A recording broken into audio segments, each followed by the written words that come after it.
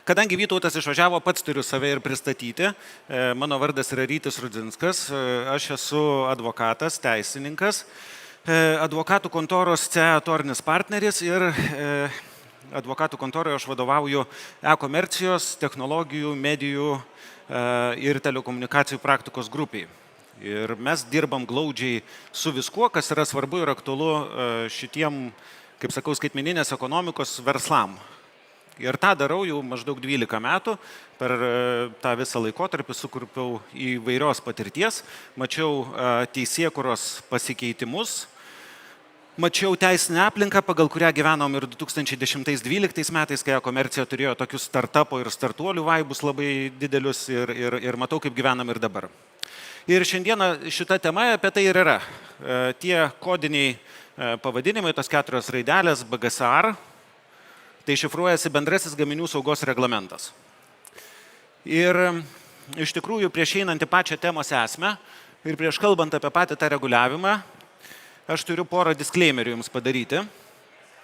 Tik man įdomu, ar kas nors gal turit teisinglingą normatyvinį žodį, lietuvišką žodžių disclaimeris išversti. Čia man tie šviečia į akis, šiek tiek aš nematau, bet rankų nematau. Nėra.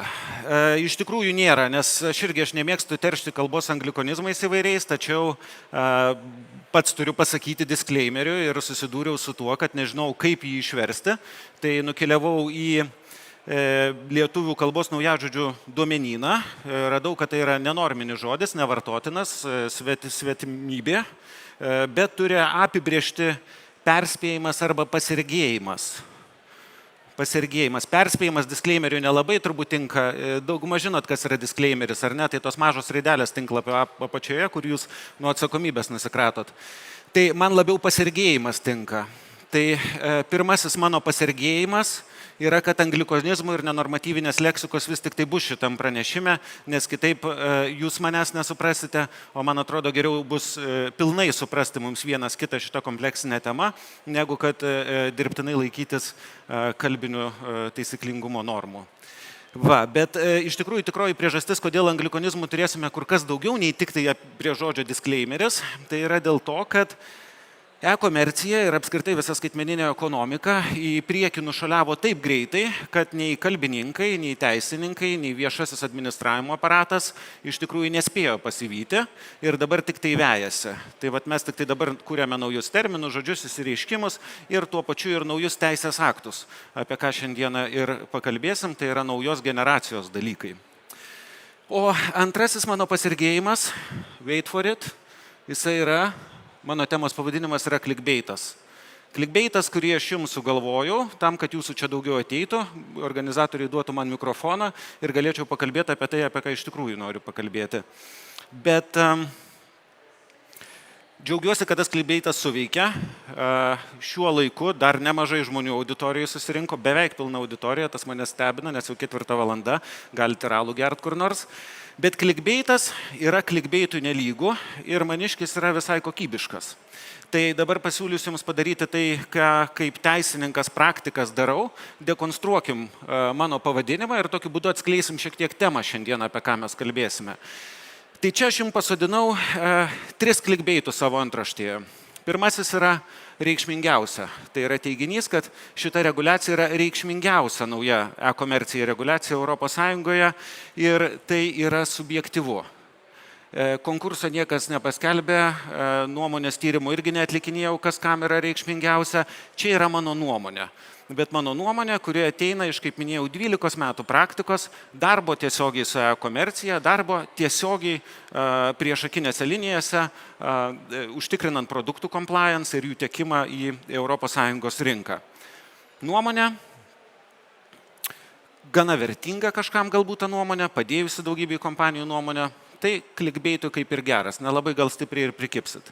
Antrasis clickbaitinis elementas mano antraštėje, tai yra teiginys, kad apie kurią niekas nekalba, jog apie šią reguliaciją niekas nekalba. Ir iš tikrųjų tai yra reliatyvu. Ne visai niekas. Yra kas kalba. Tiesą sakant, dar vakar kolegė man pasidalino įrašų labai informatyvių, kurio Europos standartizacijos centras, kurio pilnas pavadinimas yra iš kokių 9 žodžių susideda, Ir negalėčiau pasakyti, nes reiktų kaip haiku eilėraštį išmokti, kad jį greit išburbenti. Bet, žodžiu, Europos standartizacijos centras prieš pusę metų su Europos komisijos darbuotoja padarė webinarą, labai išsamų, labai viską papasakojo apie šitą reguliaciją. Ir vakar dienos duomenimis tą webinarą peržiūrėjo Europos Sąjungoje visoje 1000 žmonių. Iš viso. Tai kalba. Kažkas kalba. Bet populiacija Europos Sąjungos 448 milijonai ir maždaug 1000 žmonių žino, kas čia dedasi. Čia salėje iš kolegų matau keletą, tai iš tų 1003 čia yra, įskaitant mane, kurie žino, kas čia iš tikrųjų dedasi, o daugiau, tai kaip išeina. Ir tas 1000, kuris kalba, jis dažniausiai nėra e-komercijos verslininkai. Tai dažniausiai yra teisininkai, profesionalai, atitikties specialistai, kurie po biškį suka galvą, bet e-komercijos versle kol kas čia mažai kalba. O atsimenat, aš sakiau, kad pagal mano 12 metų patirtį tai atrodo reikšmingiausia čia galbūt nauja reguliacija. Tai iš to tada ir iškyla klausimas, jeigu jūs kaip bendruomenė nekalbat, tai ar jūs pasiruošę? Ir čia yra trečiasis clickbaitas, fear of missing out. Keliam tokį klausimą, ar jūs pasiruošę? Ir į šį klausimą šios prezentacijos metu aš neatsakysiu. Tai liks atsakyti jums patiems, aš jums tik tai galbūt patiesiu šiek tiek daugiau kelio ir informacijos į tą pusę, į kurią jūs galėtumėt bent jau maždaug įsivaizduoti, ar ta baimė missing out jums yra reali ar ne. Taigi, 3 esminės temos, 3 esminiai dalykai. Aš kaip teisininkas mėgstu dalykus pagrupuoti. Ir 3 dalykai, kuriuos sugrupavau, apie kuriuos jums norėčiau atnešti tokį realybės jausmą šiandieną. Tai yra šita prezentacija, dar pažymėsiu, nėra tie mano 2 draugam teisininkam čia atėjusiems skirta. Čia yra prezentacija labiau verslininkams skirta. Tai jums norėtųsi atnešti šiek tiek realybės jausmo apie tai, kas vyksta su reguliacijomis Europos Sąjungoje apskritai, su šitom įdomiom 4 raidžių ir G raide prasidedančiom reguliacijom ir kodėl tai yra big deal, mano nuomonė. Taip pat pasakysiu, ką jums kaip e-komercijos verslui konkrečiai reiškia šita reguliacija, bei kokie pokyčiai mano vertinimo laukia pačios e-komercijos ekosistemos. Taigi, kas vyksta? BGSR. Labai primena raidelės BDR. Arba GDPR, GPSR, ne? Pavadinimai yra ganėtinai panašus, čia yra bendrasis gaminių saugos reglamentas, apie kurį mes kalbėsime, BDR yra bendrasis duomenų apsaugos reglamentas. Abudu bendrieji, abudu reglamentai, abudu apie apsaugą. Vienas apie produktus, kitas apie asmens duomenis. Bet tos bendrystės yra kur kas daugiau nei tik tai pavadinimai, nes tie pavadinimai jie indikuoja reikšmingus dalykus. Bendrasis daro nuorodą į taikymo apimtį.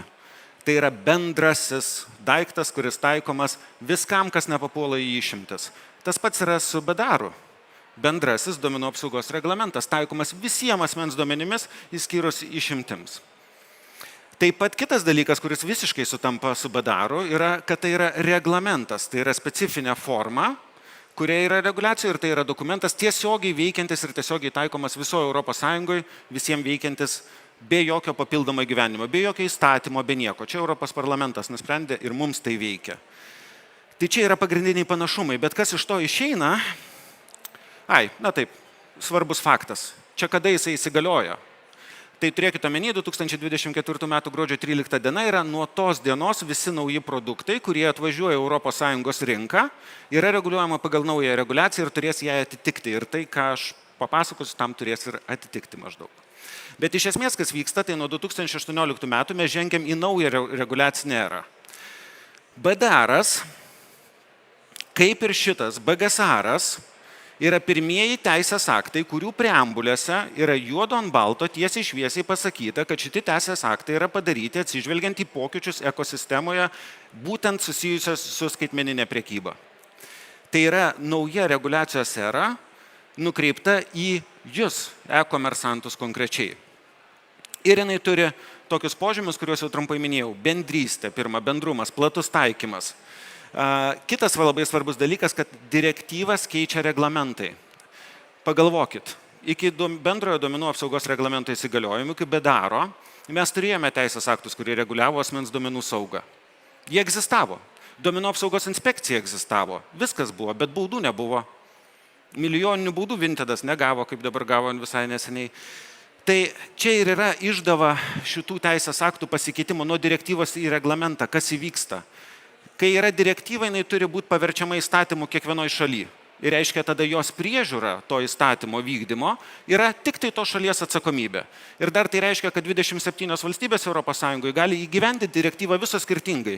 Ir turėsime visur skirtingą atitikti. Ir čia yra reali problema, pavyzdžiui, su PVM, su kuo susiduria komercija, kuri vykdo priekybą viso ES. Tai yra direktyvinis reikalas, nereglamentinis. Tai kada direktyva yra pakeičiama reglamentu, nebereikia jokio įstatymo, nebereikia nieko, ES aktas veikia tiesiai, reiškia procesai įsijungia Europos komisija, reiškia mūsų eurokomisarai, spaudžia mūsų institucijas, kaip vyksta įgyvendinimas ir prasideda visai kitokia judesio dinamika, negu kad kaip yra, kai mes priimam tiesiog įstatymą. Tai va dėl to čia ir yra naujosios eros reguliacijos. Bendrosios, plačiai taikomos, tiesiogiai veikiančios su atskaitomybė Europos komisijai, ko pasiekoje ir atkeliauja daug didesnės baudos ir panašus dalykai. Kažkodėl užstrigo kontroleris, ar galėtų pasižiūrėti technikai, arba perjungti skaidrę? Oi. Taip, atsigavo, jas. Ir sugrįžome prie ko? Prie to, kad jau ką ir minėjau, aiškiai pokyčiai nukreipti į skaitmeninę ekonomiką, į šitos srities reguliavimą. Ir kitas dalykas, kad direktyvos, kurias keičia dabar gaminių saugos reglamentas naujasis, jos buvo priimtos 87 ir 2001. Tai galite įsivaizduoti, koksai yra gepas tarp realybės retailo pasaulio, kuris buvo 87 ir 2001 ir šiai dienai. Ir tada maždaug galbūt suprasit, iš kur atsirado aktualizacijos poreikis Europos parlamentui priimti domėn tos pokyčius ir padaryti pakeitimus. Ir kągi jie padarė svarbiausio, kokie yra esminiai reguliaciniai pakeitimai. Tai pirmas toksai, tai tikrai yra ne visi pakeitimai, tai yra tai, ką vėlgi aš subjektyviai išskiriau kaip esminius svarbiausius. Pirmas yra įvestos aiškesnės ekonominio operatorių savokos ir atsakomybė apibrėžimai. Labai sudėtingai skamba, spėju. Ar ne? Aišku visiems? Galim įdėti toliau, viskas aišku? Ne, turbūt, kad ne. Ekonominiai operatoriai. Pagal šį reguliavimą ekonominiai operatoriai yra visi, kurie dalyvauja grandinėje produkto nuo gamyklos iki vartotojo. Vežėt produktą, gaminot produktą, pardavėt produktą, marketplace'ą padarėt, kuriam leidot parduoti produktą, reguliacija jums taikoma. Kitas dalykas, papasakosiu vėliau, palaikysiu dar intrigą. Dar vienas, kita naujiena yra nauji techninės dokumentacijos reikalavimai, kurių anksčiau nebuvo. Tai reiškia dabar produktai, visi, kurie įvažiuoja ES ir yra parduodami, turės turėti produkto techninės informacijos failą. Tai tokį referatėlį parašytą apie tą produktą. Taip pat yra iškelti detalesni produktų saugumo vertinimo reikalavimai. Tai yra, skaitant reglamentą, ten yra tokios 9 nuostatos, kurios maždaug padaro nuorodą, ką tu turėsi testuoti su savo produktu, kokį saugumą turi įvertinti, užtikrinti maždaug ir taip toliau. Bet kabliukas čia yra tame, kad reglamentas jisai nenustato labai aiškiai, kaip turi būti jūsų produktas saugus. Jūs patys turėsite tą įsivertinti. Jūs jums tik tai liepia patiems vertinti ir pasako, kad bausim, jeigu neįgyvendinsit. Bet kaip įgyvendinti, reglamentas jums nepasakys. Ir kita didelė naujiena, tai taisyklės online marketplace'am. Online marketplace'ai patampa tokios kaip kvazi priežiūros institucijos. Joms yra užmetama pareiga užtikrinti, kad į rinką nepatektų prekės, kurios netitinka bendrųjų saugumo nuostatų pagal reglamentą. Ir jos dabar, tą ir darys. Ir čia įdėjau nuotraukėlę, tokį memą, kurį mėgstu šito personažo labai vaikutį. Nes čia yra maždaug toksai žvilgsnis, kokį aš gaudavau iš verslininkų, kada 2018 metais jiem aiškindavau, ką dabar reiškia jūsų verslo procesam GDPR'as. Ir įsivaizduokit, sėdžiu pas email marketingo agentūrą, kuri turi 3 milijonų žmonių duombazę ir aš jiems sakau, kad nei vienas jūsų asmens duomenų įrašas, kurį jūs turite, nebėra teisėtas ir galimas naudoti. Tai reiškia, jiems reikia išeiti iš biznio, jie mane šitaip žiūri ir sako, tai išprotėjęs tu turbūt, arba ten tie Europos parlamente išprotėję. Bet ką aš jiems paaiškinu, tai Aš jam paaiškinu, kad čia nėra tikslas Europos parlamento suprasti jūsų verslą ir padaryti jums geras šiltnamio sąlygas. Tikslas yra sureguliuoti šitą verslą ir šitą sritį. Ir taip kaip GDPR buvo duomenų ekonomikos reguliacija, taip šitas dabar GPSR, angliškai tariant ar ne, yra e-komercijos reguliacija savo grinąją prasme. Ir dar labiau taisyklės yra skirtos visiems vienodai, nepriklausomai nuo jūsų verslo dydžio, nepriklausomai nuo to, ar jūs esate mažas Amazono selleris, parduodantis po 100 puodelių per mėnesį, ar jūs esate 100 milijoninis e-komas, parduodantis po 100 puodelių per valandą. Taisyklės yra taikomos vienodai. Tai nežinau, gal ir jūs taip pasižiūrėsite, bet mane ramina vienas dalykas. By heart. Kol Petras žiūri žvitriom akutėm Ursulai Europarlamente per petį, aš tikiu, kad joksai e-komercijos yda nepraslys pro akis ir mes būsime saugus. Bet ką vis tik tau e-komersante reiškia bendrasis gaminių saugos reglamentas? Ką konkrečiai reiškia? Tai visų pirma reiškia, kad taikomas viskam, išskyrus kelias išimtis. Čia iliustratyvinis paveikslėlis maždaug, kad įsivaizduotumėt, kam taikoma, kam netaikoma, tai yra retos kategorijos. Vaistai, maistas, produktai, kurie turi specialų reguliavimą, pavyzdžiui, medicinos prietaisai, dantų šepetėliai ir panašiai. Bet bendrai, absoliuti visuma dalykų, kuriuos mes čia aplinkui matom ir galėtumėm pačiupinėti, jie visi papuola po reguliaciją.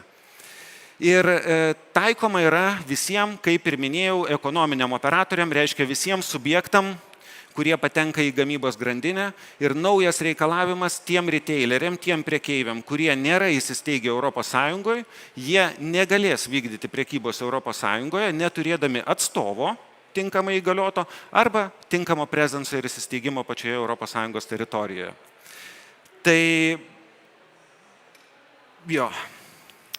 Bet jeigu yra vienas dalykas ir jeigu yra viena žinutė, kurią iš viso šitos savo šiandien kalbos norėčiau, kad jūs įsineštumėt iš čionai, tai yra toks. Aš norėčiau, kad jūs įsisąmonintumėt vieną dalyką. Nauja reguliacija yra padaryta taip, kad nepaliktų ydų. Reiškia, kai atvažiuoja produktai iš trečiosios rinkos už ES ribų, pavyzdžiui, jūs esate dropshiperis, pasigaminot Kinijoje, dropshipinat ką nors į ES. Naujoji reguliacija nepalieka vietos, kad nebūtų niekas atsakingas kaip gamintojas už to produkto saugumą. Tam nebėra vietos. Jeigu jūs kaip pardavėjas paėmėt ir atsivežėt iš Kinijos produktą ir jūsų gamintojas nieko nepadarė dėl to produkto saugumo atitikties, tai jūs kaip pardavėjas atvežęs ir pardavęs būsite laikomas gamintoju. Ir čia yra esminis dalykas, kurį norėčiau, kad jūs įsisąmonintumėte. Nuo gruodžio visi prekeiviai, kurie patieks į rinką prekes iš už ES ribų ir prekės gamintojas neturės oficialaus atstovo ES, pats nebus to padaręs, visi tie prekeiviai pataps teisinė prasme gamintojais.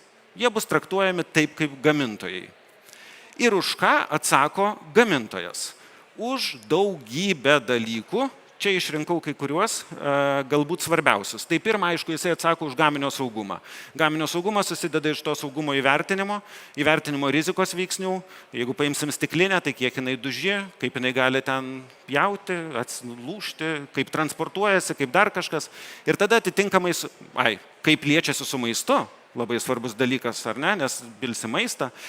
Ir be abejo, tada įvertinus saugumą, tinkamų ženkliukų sudėjimas. Kitas dalykas, už ką atsako gamintojas, yra už tinkamą pakuočių ženklinimą, pilnumoj.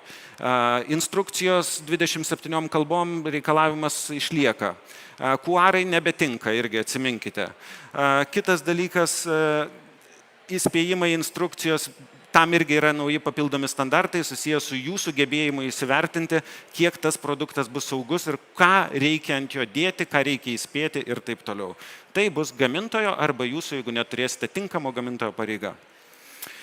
Taip pat reikia nurodyti tinkamą EU gamintoją arba atstovą, čia ypač aktualu iš užsienio vežamom prekiam, kas tiesiogiai pardavinėja vartotojams. Pavyzdžiui, kinų pardavėjai, kurie pardavinėja Amazon'e, Europos Sąjungoje, tai turės labai smagų laiką susidoroti su šitą naujų challenge, bet jiems reikės kažką įvardinti iš Europos Sąjungos ant savo pakuočių, reiškia, nežinau, steigtis įmonės ar dar kažką daryti. Ir taip pat nauji reikalavimai yra su atsekamumu susiję. Tai nėra labai naujas dalykas ir anksčiau buvo atsekamumas, neprivalomas iš tikrųjų. Batch kodai, numeriai ant produktų, tai būdavo priemonė valdyti riziką anksčiau. Tam, kad jeigu tau reikėtų atšaukinėti savo produktą iš rinkos dėl kažkokio defekto, kad labai dažnai matome su automobiliais daroma, tai tam būdavo reikalingi batch numeriai ir mes savo klientam tai rekomenduodavom jos dėtis nuo senų senovės. Tačiau dabar atsiranda ir prievolė tą daryti, nes reguliatoriaus vienas iš tikslų yra didinti saugumą, atsekamumą ir produktų recall'o efektyvumo proceso didinti. Už ką dar atsakingas gamintojas? Tai panašiai iš tų dalykų, ką jau minėjau. Todėl perbėgsiu greit, nes laikas senka, tai gaminio rizikos vertinimo įgyvendinimą, tai reiškia ir čia yra svarbus žodis pre-market. Kitaip tariant, prieš pradedant tiekti produktą į rinką, saugumo ir rizikos įvertinimai turi būti atliekami tada, ne paskui, ne tada, kai jūs jau pardavėt 100 produktėlių, pasižiūrėjot, kad jūsų e-komercijos planas pasitvirtino ir dabar darom compliance, tai dėja taip daryti nebūtų galima, nors tai yra efektyvi technika biznio prasme. Techninio failo parengimas, pranešimai apie saugos incidentus.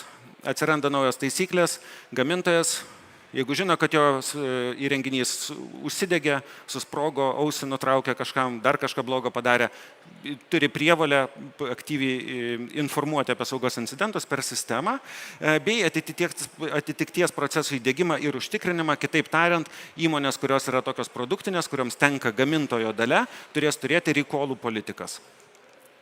Tai nuo ko pradėti? Siūlau labai paprastai daryti. Pradėti nuo peržiūrėkite savo prekių portfelius ir įsivertinkit, ar savo produkto atitikti esate pajėgus užtikrinti patys, ar tą gali padaryti jūsų gamintojas ir reikalaukite savo gamintojo, kad jisai tą padarytų, jeigu jūs patys tam neturite pakankamai resursų, žinių ar galimybių, arba nedirbkite su gamintojais, kurie negeba to padaryti. Toliau rizikos veiksnių vertinimas ir techninės informacijos failo sukūrimas, tai čia tiem kaubojam, kurie nusprendė, kad būsiu gamintojas ir pats pasidarysiu. Tokius labai mėgstam mes kaip klientus, čia mūsų geriausi klientai yra ir sėkmės. O trečias dalykas, žinoma, tai atlikus arba susiderinus su gamintoju, kad jisai užtikrins atitikti, arba patiems pasidarius, tai be abejo įsivertinti savo pakuotę ženklinimus, žymėjimus, nes jūsų pakuotė ženklinimas yra pirmasis išdavikas apie jūsų atitikti. Kai jūsų produktai važiuoja ir kerta sieną, kai jūsų produktai atvažiuoja į marketplace'o sandėlį, patenka pas muitinės tarpininkai, jis pirmiausia dėžutę pavarto ir pasižiūri. Ir pirmas dalykas, ką jis iš karto patyrusi akimi gali pasakyti, ar jūs esate compliant ar ne. Tai pažiūrėjom dėžutę, pamatėm, kad trūksta ženkliuko ir stabdom visus konteinerius jūsų, kurie važiuoja per sieną. Real life stories. Ir tiek e-komersantai, ką norėjau pasakyti, kas jums adresuoto, o dabar kas laukia apskritai e-komercijos ekosistemos ir keli dalykai.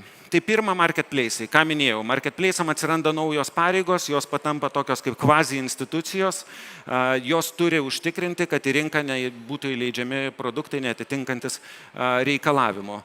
Ir apie tai pranešimus tiek Amazonas, tiek eBay'us, tiek kiti marketplace'ai jau yra paskelbę prieš kurį laiką. Informacija labai nerišli ir aš manau, kad ko būtų galima tikėtis iš marketplace'ų, tai pirmiausia chaoso ir nenuoseklumo. Man patinka nukeliauti kartais į Amazono sellerių forumus ir pasiknaisioti tenai informacijos, ką pats Amazonas atsakinėja selleriam apie ateinančią atitikti, tai bele ką, tiesą sakant, patys mėtosi jie savo atsakymuose, patys jie nežino, kaip jie implikuos ir per pastaruosius 3 mėnesius jų, pavyzdžiui, pozicija ant to, ar produktai, kurie atvažiavo į sandėlį iki gruodžio 13 dienos pagal senąją tvarką, dar galės būti parduodami ar nebe, keitėsi jau 2 kartus. Tai dabar šiai dienai, FYI, jeigu jūsų prekės atvažiavo į Amazono sandėlį iki gruodžio 13 dienos, tai jums dar įsiparduot leis, bet jau naujas, kai priims, tai prašys, kad atkeliautų su tais minėtais techninės informacijos failais, kuriuos minėjau, ir naujais ženklinimais. Bet iki gruodžio 13 dienos nenustepčiau, jeigu dar 2 ar 3 kartus pasikeistų jų pozicija, taip kad pamatysim, jūs ir būsite tie testiniai triušiai, kas vykdote priekybą Amazone. Žinoma, be to taip pat galime tikėtis griežtesnės kontrolės ir reikalavimų seleriam. Šitas jau yra labai aiškiai transliuojama dabar Amazono būtent forumuose. Amazonas aiškiai jau sako, kad bus reikalaujami techninės informacijos failai ir dokumentacijos ir tai bus nauja našta prekeiviam be abejo. Ir taip pat, ką ir minėjau, prognozuoju, kad ne ES prekeiviam, tai yra Kinijos ir kitų šalių, sakykime, kurie stambiais mastais vykdo pardavimus Amazone, jiems situacija pasunkės. Tai čia tuo pačiu norėčiau atkreipti dėmesį, kad jums tai yra tuo pačiu ir galimybių langas, nes jeigu pasižiūrėsime kinų tiesioginės prekybos mastus Amazone, kaip jie pardavinėja tiesiogiai iš Kinijos sandėlių į ES ir su kiniškomis bendrovėmis, yra didžiuliai mastai ir konkurenciniai kovoj jie tikrai kiša daug kojų ratus mūsiškiams. O aš už mūsiškius čyrinu, tai džiaugiuosi, kuomet konkurentam būna sunkiau. Kur dar tikėtis pokyčių, kadangi mano laikas jau pasibaigė, tai aš tą padarysiu tiesiog greitai, bet svarbi žinutė, taikoma ir antro naudojimo produktam, antrai gyvenimą, second handui. Tai vargšai Vintedai gavę tą milijono baudą už GDPR neseniai, bet ko gero, kai esi lyderis, taip jau yra pirmas visur. Ir baudose, ir prie milijardo, taip gaunasi, bet jie irgi neišvengs, jų irgi neaplenks šitą reguliaciją. Logistikos operacijos į ES, dokumentacijos reikalavimų pokyčiai. Vėlgi, kada prekės juda konteineriais, tai labai stipriai priklausys nuo muitinės tarpininkų, kurie tą shipmentą handlina, jį išmuitina ir panašiai, bet principe galite tikėtis, kad muitinės tarpininkai atliekantis muitinės procedūras jūsų prašys naujų dokumentacijų, jeigu jūs gabenate savo prekes bulku, jeigu netrapšipinat, vežatės konteineriais ir panašiai, tai bus tikėtina. Produktų research and development bei atrankos sourcingo specifikos pokyčiai. Čia jau grinai mano nuomonė, aš manyčiau, kad neišvengiami pokyčiai greičiausiai atsiras, nes tiesiog milžiniški tiekimo grandinių, milžiniškos kompanijos Kinijoje, kurios dabar tiekia daugybę produktų mūsų e-komercijos didiesiam žaidėjam, jie kažkaip turės taikytis ir adaptuotis ir net nebejoju, kad pokyčiai atsiras. Vartotojams bus paprasčiau skųstis institucijoms. Ir čia specialiai aš tos pavadinimus įdėjau, aš nežinau, gal kažkas su manim, bet man vartotojų skundų sistema, kuri vadinasi RAPEX, skamba kažkaip įdomiai. Bet dabar jie pervadino iš RAPEX į URIS. Tai, žodžiu, atsiranda viešumas, daugiau sklaidos ir panašiai. Ir taip pat baudos bei enforcementas, tai yra taikymas pasiekmių už pažeidimus reguliacijos. Tas irgi yra numatyta, tikslių dydžių dar nėra paskelbta, laukiama Europos komisijos išvados, bet Europos komisija pasakė, kad tai bus significant. Ko gero bus kažkas panašiai kaip su GDPR, kokie nors 2 procentai nuo pasaulinės apyvartos už pažeidimą ar kažkas tokio, bet kol kas galime tik tai spėlioti. Ir rezumė, specialiai prieš kalbą nepasiruošiau, nes galvojau priklausys nuo to, kiek liko laiko. Laiko liko nedaug. Tai naudojantis tą progą rezumė, aš labiau nerezumuosiu, o palinkėsiu. Palinkėsiu visiems mąstyti big, norėti daug ir galvoti ir kurti didelius verslus Lietuvoje, nes šito mums dažnai trūksta. Tiesą sakant, šiandien konferencijų pasivaikščiau, pakalbėjau su daug startuolių, daug e-komersantų ir nei iš vieno neišgirdau noro tapti vienaragiu. Nei vieno neišgirdau noro padaryti 100 milijonų apyvartą, 200 milijonų apyvartą ar panašiai. Ir tai yra gaila, nes mes visą tą galim, esam gabus, esam technologijų, inovacijų, e-komercijos šalis ir valstybė ir užauginom jau ne vieną milijardinį verslą, užauginom ne vieną 100 milijoninį verslą, galim užauginti dar N+1, bet tam reikia jūsų ir žmonių. Ir tiek. Ir klausimų. Galit, jeigu kas turite klausimą, prašom skelkit. Šiaip mano valanda kainuoja nepigiai, tai jūs turite dabar visišką progą tam išnaudot. Nėra. Gerai, tada palinkėsiu, kad jėga būtų su jumis ir iki.